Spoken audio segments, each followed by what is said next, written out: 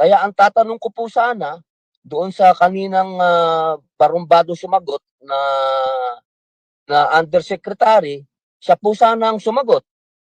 At kung sasagot po siya, ako po ay senador ng Pilipinas, galangin po niya ako.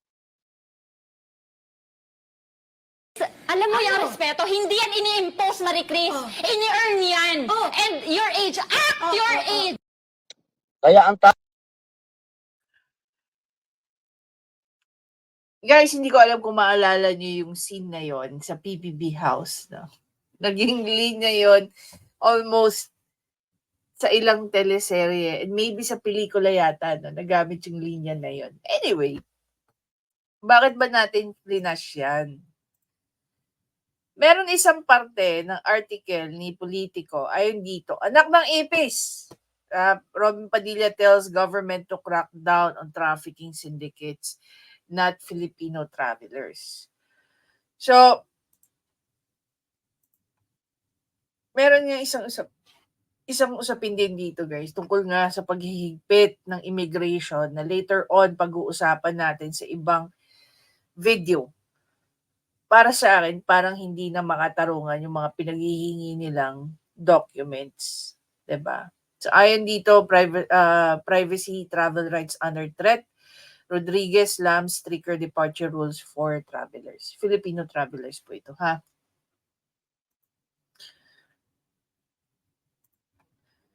So, sabi nga dito ni Senator Padilla, the senator made remarks in support of Cagayan de Oro Representative Rufus Rodriguez concerns against the unreasonable tighter departure guidelines for Filipino traveling abroad. Sabi niya rito, anak ng ipe, sige po Congressman Rufus Rodriguez ng CDO, upakan mo ang mga ito imbis na padaliin ang buhay ng mga Pinoy, pahihirapan pa. Padilla said in a Facebook post. Buti yung traveler ang pahihirapan nyo. My goodness, illegal recruiter at sindikato ang harapin ninyo at hulihin. Yung ugat ang higpitan ninyo at ikulong, hindi yung bunga. What?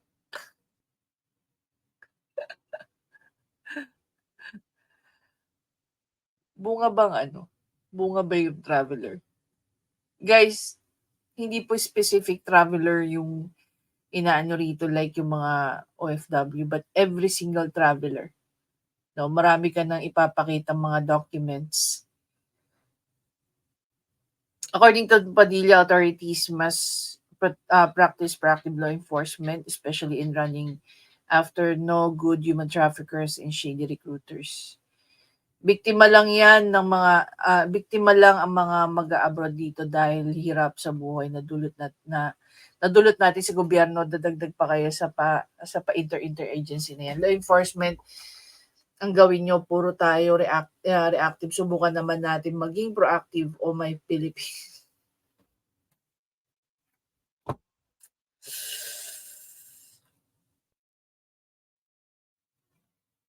Bakit nga ba natin pinag-uusapan si Robin Padilla? One, based dun sa video na pinakita natin, galangin daw siya because siya raw po ay isang senador.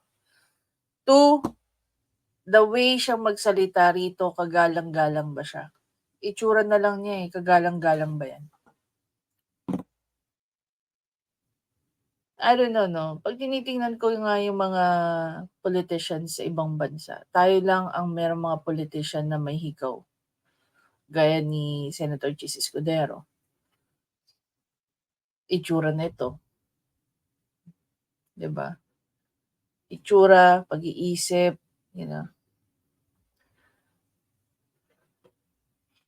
Binoto kita, Binoy. Kasi gusto kong suportahan ang politikong Muslim para may magawa para sa mga Muslim. Pero so far, magdadalawang taon ka na sa Senate. No? Mahigit isang taon ka na dyan. Pero ano ba nagawa mong batas para sa mga Muslim? Knowing that ikaw pa ang chairman, no? Committee chairman para dito. Nakakalungkot. Actually, hindi lang naman si Binoy ang binoto kong Muslim. Pati si Princess Mahal Kiram, binoto ko rin siya. Si Princess Mahal Kiram, actually guys, is isa po siya sa mga prinsesa sa Sulu. Sa Sultanate ng Sulu. Long before po ito ay isinama na sa Pilipinas. Ang Sulu dati ay sariling bansa. Sila po ay isang sultanate. So, nung sinama na po sila sa Pilipinas, tinanggal na po sa kanila yung kanilang strip off yung pagiging royal po nila. So, naging commoner na sila. Pero once lumalabas po sila ng ibang bansa, imaginein mo, no, they are treated as royal ng iba't ibang head of state, lalong-lalo na sa Arab, no, sa Muslim countries. Napakataas po ng pinag-aralan nun. At marami pong, what do you call that? Marami po siyang kilalang head of state din. At kilala siya. At kilalang kilala siya. So, kung tutuusin, Robin Padilla was my backup nun. I was campaigning for Princess Kiram. Yun nga lang hindi siya pinalad because popularity po kasi ang labanan natin dito sa Pilipinas. Just like kung paano nakalusot si Idol Raffy Tulfo. Alam mo, kung filter out natin yung mga galing, maraming malalaglag. Sinayang natin si Gibo Teodoro, sinayang natin si Marcoleta, sinayang natin, although si Marcoleta kasi nag-back out na siya before pa nagkaroon ng election. Sinayang natin si Manny Piñol. Kung si Manny Piñol po nakapasok sa Senate, malamang sa malamang, marami po siyang nagawang batas. No? Marami siyang nagawang batas patungkol sa agriculture. Malaki yung magiging contribution niya. Malaki ang maitutulong niya kay PBBM. Lalo na pagdating sa mga batas. As you can see naman, no? Sino pa mga sinayang natin? Sinayang natin si Atty. Larry Gadon. Diba? Marami po tayong sinayang na talagang magagaling. Mga abogado. Abogado na well-fitted para maging mga lawmakers. Dahil nag-aral po sila ng batas. Alam niyo po ba, first year ka pa lang tinuturo na sa'yo kung paano mag-create ng mga batas.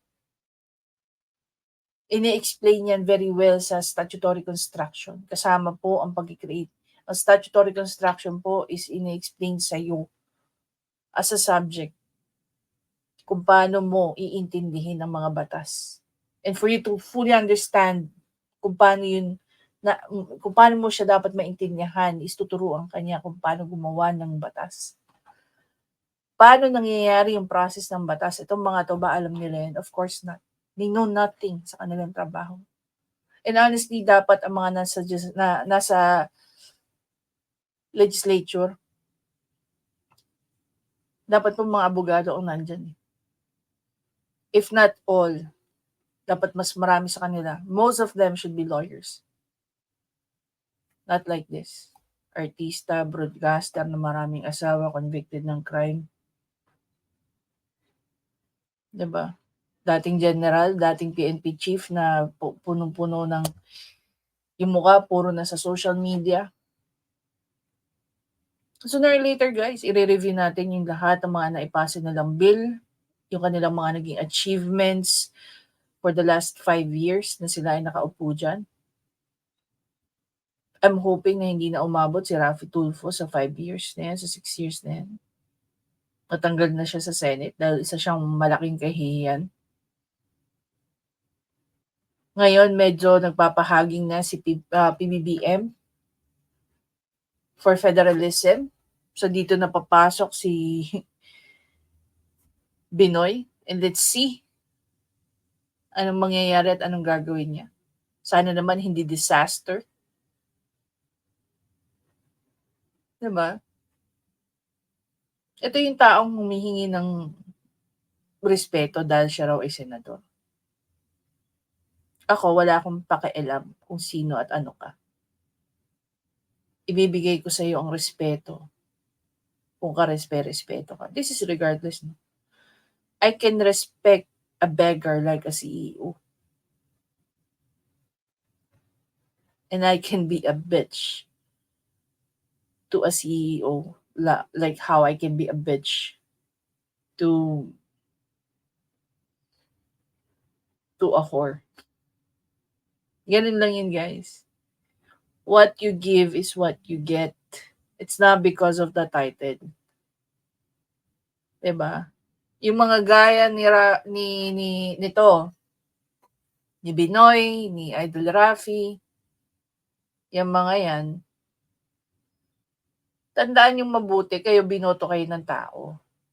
Kaya huwag kayo magmataas. Kung wala ang tao, kung wala yung mga bobotante na yan, wala kayo dyan sa posisyon ninyo.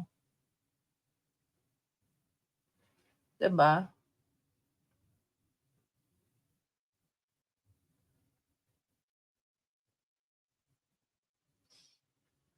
Hindi mo alam kung madidismaya ka ba, masusuka ka ba, o maiinis ka sa mga ganitong pag-uugali ng mga senador na to. Pero pag tinanong mo, ano ba ang mga nagawa niyong bill?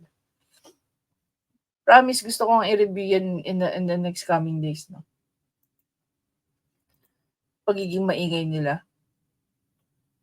Ano ba nakikita natin? Kung puro kayo ingay dyan sa Senate at wala naman kaming napapala sa inyo. Wala naman kayo nagagawang batas, which is mainly yan yung trabaho niyo. Magsilayasan na lang kayo dyan. Kasi sayang talaga yung pinapasweldo ng taong bayan sa inyo. Diba? Hindi namin kailangan ng puro pabida. Ang kailangan namin, may nangyayari sa mga pinapasahod namin sa inyo.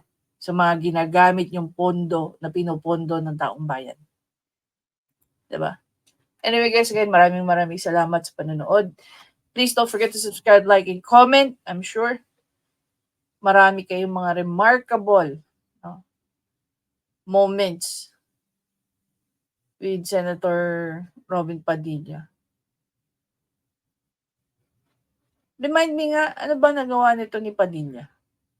Akala ko ba magre-resign to pagka hindi siya napagbigyan sa kanyang constitutional change sa mga reforms niya? Ba't nandiyan pa rin yan?